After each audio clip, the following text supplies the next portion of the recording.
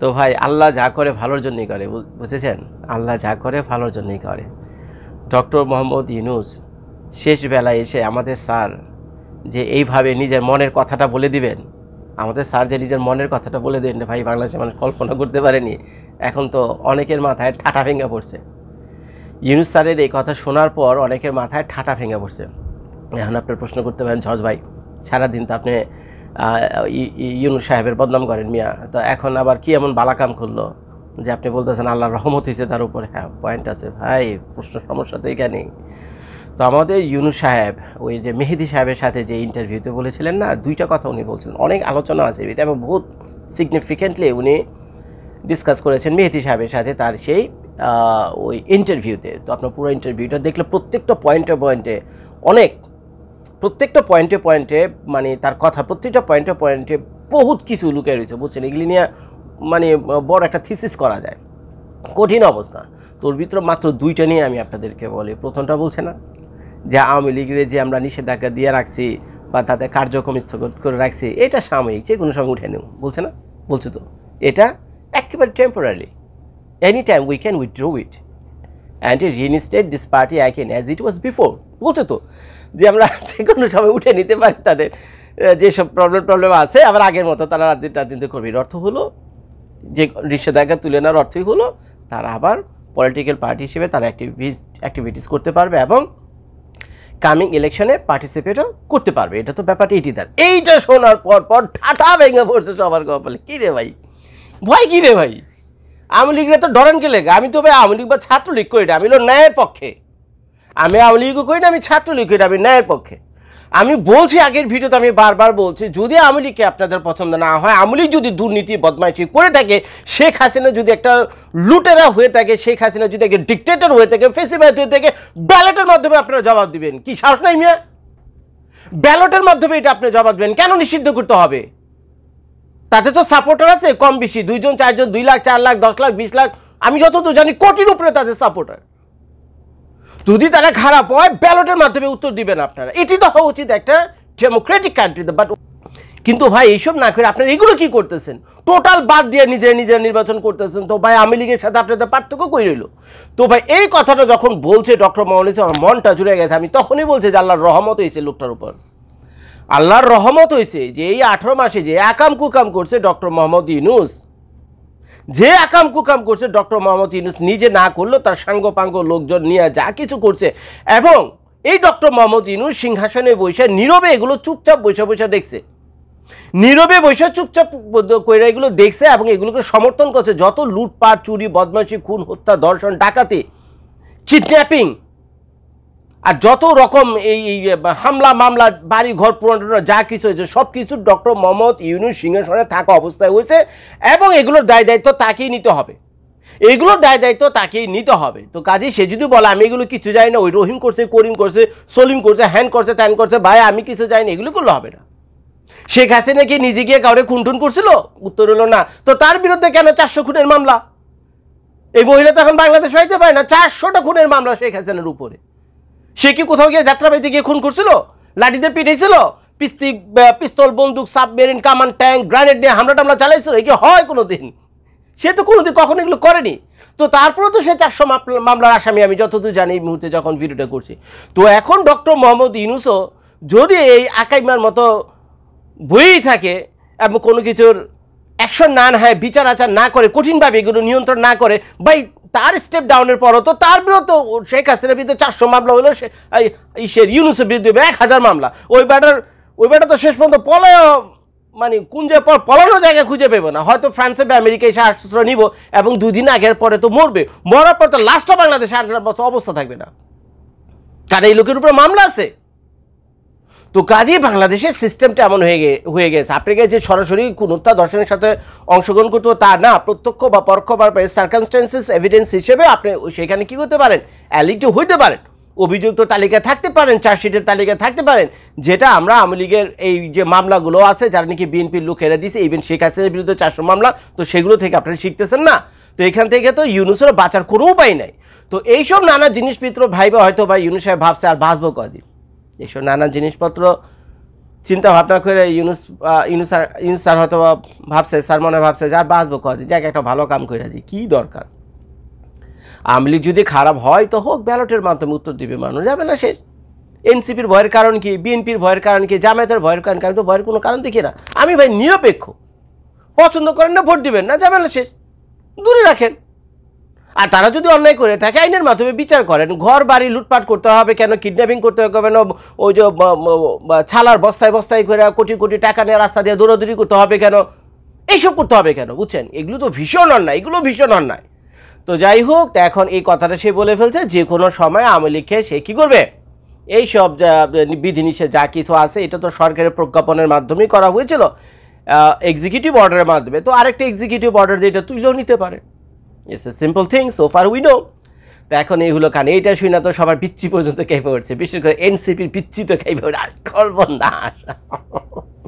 এখন এনসিপি তো এই কুলো নয় সেই কুলো নয়, এনসিপি তো এই কুলো নয় সেই কুলো নয়, কারণ এনসিপি না আছে জনসমর্থন, এখন টিকা রয়েছে হলো সরকারের সমর্থনে। এখন যদি কাইটটা পড়ে, ইউনুস সাহেব যদি কাইটটা পড়ে, তাহলে সবচেয়ে বড় বিপদে পড়ে বলে এনসিপি, সবচেয়ে বড় বিপদে হলো এনসিপি। বুঝছেন, তার মানে তার পিছনে জনগণও নাই, সরকারও নেই। এখন জামায়াতের বিশাল একটা শক্তিশালী সংগঠন, তারা হয়তো টিকে যাবে। বিএনপি বিশাল একটা সংগঠন, তাদের পিছনে লক্ষ লক্ষ কোটি কোটি মানুষ আছে, তারা টিকে যাবে। এনসিপি তো এই কুলো না সেই কুলো না, পুরো সাত্তানাশ হয়ে গেছে। বুঝছেন, যে পয়সা লুটপাট করছে এগুলো নিয়ে ঠিকঠাক পদে বিদেশে এখনও পাঠাতে পারেনি, স্যাটেলও করতে পারেনি, এইগুলো বাংলাদেশে আছে। তো যার ফলে এগুলোর যে কী অবস্থা বা আল্লাহ মাহবুদ কেউ জানে না। তো যার ফলে নাসিরউদ্দিন পাটোয়ারি কিন্তু বিদ্রোহ ঘোষণা করছে ডক্টর ইউনূসের বিরুদ্ধে, শুধুমাত্র এই কথার উপর ভিত্তি করে যে কোনো সময় আওয়ামী লীগকে কী করবে, আওয়ামী লীগ থেকে নিষেধাজ্ঞা তুলে দেবে, এবং নেক্সট কামিং ইলেকশনে আওয়ামী লীগ ক্যান পার্টিসিপেট। এই কথা শোনার পর তো মাথা মাথা খারাপ হয়েছে, বিদ্রোহ ঘোষণা করছে, ইউনূস হটাও আন্দোলন শুরু করছে তারা। তো ওদিক থেকে হুক্কা হুয়া করে ডাক দিছে নাসিরউদ্দিন পাটোয়ারি এনসিপি পক্ষ থেকে, কারণ প্রথম উষ্টাটা পড়ছিল তাদের কপালে গিয়ে। বুঝছেন, প্রথম উষ্টাটা পড়ছিল তাদের কপালে গিয়ে। তারা যখন এই ধরনের কথার টোন শুনছে, এটা কিন্তু 18 মাস আপনার শুনেনি ডক্টর মোহাম্মদ ইউনূস কখনো বলেন। এই প্রথম মুখ দিয়ে উনি বলল যে কোনো সময় আওয়ামী লীগের উপর থেকে নিষেধাজ্ঞা তুলে দিতে পারে। তো এইটা যে এনসিপির লোকদের বিচ্ছি ক্যাপে উঠছে, এতে তার কোনো সন্দেহ নাই। বুঝছেন, তো তারা এখন নাসিরউদ্দিন পাটোয়ারি, হান্নান মাসুদ দেখে সবাই মনে বিদ্রোহ করছে যে ডক্টর মোহাম্মদ ইউনূসকে ক্ষমা চাইতে হবে এবং এই কথা তার উইথড্র করতে হবে, এবং এই কথা যাতে আর কোনোদিন না কয়, কসম পর্যন্ত খাইতে হইব তারে। বুঝছেন, এইগুলো নিয়ে তারা হাউকাউ শুরু করছে। ওদিকে আবার পিনাকি ভট্টাচার্য, তারপরে আবার ইলিয়াস ভাইয়ের পেজে গিয়ে দেখেন মাত্র 3-4 ঘন্টা আগে বিশাল বড় একটা পোস্ট দিয়ে রাখছে, ইউনূস হটাও দেশ বাঁচাও। কি অবস্থা আমাদের ইলিয়াস ভাইয়ের পেজে গিয়ে দেখেন, আমি ভিডিওটা করার আগে কিছু আগে গিয়ে দেখলাম। বুঝছেন, অনেকে আমাকে লিঙ্ক পাঠাইছিলেন যে জজ ভাই দেখেন, যারা কিনা এই ইউনূস সাহেবকে বসাইছে 18 মাস, মানে 14 মাসও হয়নি এখনো ঠিকঠাক মতো, এত আশার স্বপ্ন টপ্ন নিয়ে বসাইছে, এই বেচারারেই এখন বলতেছে ইউনূস হটাও দেশ বাঁচাও। কি এক পিছড়ে অবস্থা। তো এইগুলো একটা কাহিনী। দ্বিতীয় কাহিনী হলো, এখন ইউনূস সাহেব যে একজন প্রতাপশালী রাষ্ট্রপ্রধান, সেটা আবার আরেকটা কাহিনী করে দিতেছে। তো প্রথম তো বলছে যে আওয়ামী লীগের যে কোনো সময় অ্যাক্টিভ করে দিবে সে, দ্বিতীয় আরেকটা কাহিনী বাড়াইছে যে আমি তো তত্ত্বাবধায়ক সরকার না, আমি তো কেয়ারটেকার গভর্নমেন্ট না। কেয়ারটেকার গভর্নমেন্টের একটা লিমিটেশন থাকে, 3 months, 6 months, 1 year to held election for the next. তো নেক্সট ইলেকশনের জন্য 3 মাস, 6 মাস, 12 মাস সময় নেয় একটা তত্ত্বাবধায়ক সরকার, caretaker government. But we are not the caretaker government, we are the interim government. It's complete different than Nepal. সে স্পষ্ট বলে দিয়েছে, কী রে ভাই, নেপালে 6 মাসে নির্বাচন দিব, নেপালের জায়গা আছে, বাংলাদেশের জায়গা আছে। আমরা কি তত্ত্বাবধায়ক সরকার? ও তো তত্ত্বাবধায়ক সরকার, কেয়ারটেকার গভর্নমেন্ট। ওই যে ভদ্র মহিলা জাস্টিস, নেপালের যে সর্বোচ্চ আদালত রয়েছে তার জাস্টিস হলো ভদ্র মহিলা। বুঝছেন, তো এইটা করে তো মেহেদি সাহেব যে প্রশ্ন করছিল, কিরে ভাই নেপাল 6 মাসে নির্বাচন দেয়, আপনার 18 মাস কেন লাগতেছে? এটার উত্তরে গিয়ে ডক্টর মোহাম্মদ ইউনূস বলতেছে, ভাই বাপকা বেটা। বুঝছেন, একেবারে ফাটাই দিছে। বুঝছেন, একেবারে ফাটাই দিছে। বাংলাদেশে পলিটিক্সের হিসেব নিকে সব বদলে গেছে। বুঝছেন, এই মেয়ের কথা শুনে আমি নিজের টাচকে গিয়ে জানি চলে কয় কি পুরো দিকে 360 ডিগ্রি ঘুরে গেছে। বুঝছেন, এটাই হওয়া উচিত। উনি যা বলছে একেবারে ঠিকই বলছেন। তো এখন উনি বলতেছে যে আমি তো তত্ত্বাবধায়ক সরকার প্রধান না। কি 6 মাস 12 মাস, চাইলে আমি 5 বছর থাকুম, 20 বছর থাকুম, 50 বছর থাকুম, कोई है मुझको हटाएगा, कोई है কি বলে মা কা লাল, নাকি মা কা লালই তো, আচ্ছা कोई है মা কা লাল मुझको हटाएगा। এটা হলো ডক্টর ইউনূসের কথা। দরকার হলো 5 বছর, 20 বছর, 50 বছর থাকুক। এই কথা নিয়ে বিশেষ হেডলাইন বাংলাদেশের সব পত্রপত্রিকায় খাইছে আমার ইউনূসে, দাবরানি দিছে সবাই রে, যে শালা ফাইজলামি করো। এনসিপিরও দাবরানি দিছে, বিএনপির সব রাজনৈতিক দল দাবরানি যে ফাইজলামি দরকার আমি 50 বছর থাকো নির্বাচন দিকে কি ফালাই দিতে তার আমরা ভদ্রভাবে করতেছি শুনোস না যে ফেব্রুয়ারি মাসে নির্বাচন দিব আর আওয়ামী লীগ অ্যাক্টিভ হোক না হোক সেটা হলো বিবেচনার বিষয়, যে কোনো সময় আওয়ামী লীগকে অ্যাক্টিভ করে দেবো, তাতে তোমাদের প্রবলেমটা কি? যাও আওয়ামী লীগের লোকে গিয়ে ফাইট করো, আওয়ামী লীগ খারাপ হলে মানুষ ভোট দেবে না, প্রবলেমটা কি? এটা ডক্টর মোহাম্মদ ইউনূস সাহেবের কথা, তার মানে প্রত্যক্ষ বা পরোক্ষভাবে ওনার টোনটা হলো এইটি, নাইলে তো আওয়ামী লীগ অ্যাক্টিভ করার কথা বলতো না। তা এখন নাকি যারা নাকি ভয় ভীতি দেখ এই ভাই আমরা কিন্তু আপনারা বানাইছি ইন্টারিম গভর্নমেন্ট প্রধান, এই যে মনে করেন ইলিয়াস বলতেছে, তারপরে পিনাকি বলতেছে, তারপরে এই যে হান্নান মাসুদ পাটোয়ারি থেকে নিয়ে শুরু করে যারা যা আছে সার্জিস, তারপরে আরও যারা যারা আছে এনসিপি তো আছেই বুঝছেন, বিএনপি আওয়ামী লীগ যারা আছে সব, আওয়ামী লীগ তো না জামাত টামে যারা আছে, তো তারা সবাই মিলে তো খালি সারাদিন ডক্টর মোহাম্মদ ইউনূসকে ভয় দেখায় যে বস আপনাকে তো আমরাই বসাইছি, বস আপনাকে তো আমরাই বসাই, আমাদের কথা কিন্তু শুনতে হইব বস, আমাদের কথা কিন্তু শুনতে হইব। এইটা শুনতে শুনতে বেচারা গেছে চৈতা, এইটা শুনতে শুনতে ডক্টর মোহাম্মদ ইউনূস গেছে হলো চৈতা। একটা জিনিস আমি আপনার, hi there, can you give me smile? দেখেন ওনার বয়স হলো কমসে কম 60 বছর বয়স হবে। উনি আমেরিকার যে পোস্টাল সার্ভিস আছে না, বাড়ি বাড়ি গিয়ে মেইল ডেলিভারি দেয়, উনি হলো সেটা। দেখেন 60 বছর বয়সে কি পরিশ্রম করে খায়, শেখেন শেখেন, শেখো কুচু তো শেখো।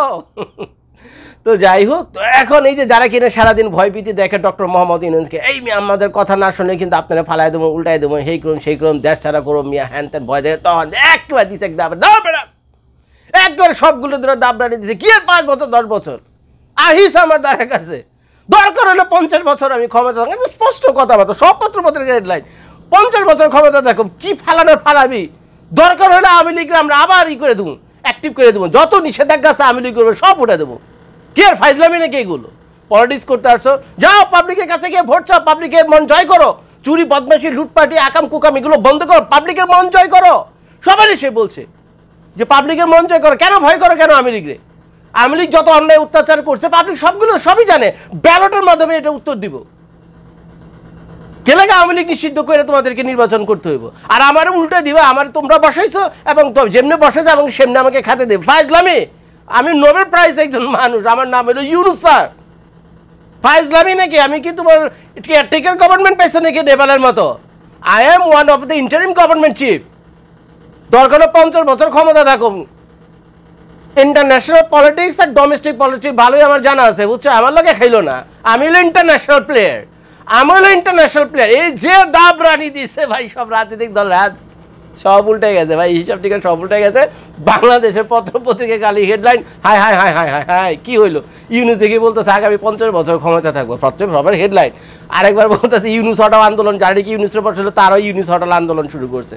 তো যাই হোক ভাই, করেন যত পারেন আন্দোলন করেন, আমরা সবসময় জনগণের পক্ষে, আমি সহ আমার মতো যারা কন্টেন্ট ক্রিয়েটর আছেন সবসময় জনগণের পক্ষে, সেই সরকার হন বা বিরোধী দল হন, it does not matter, we are for the people and we are for the public.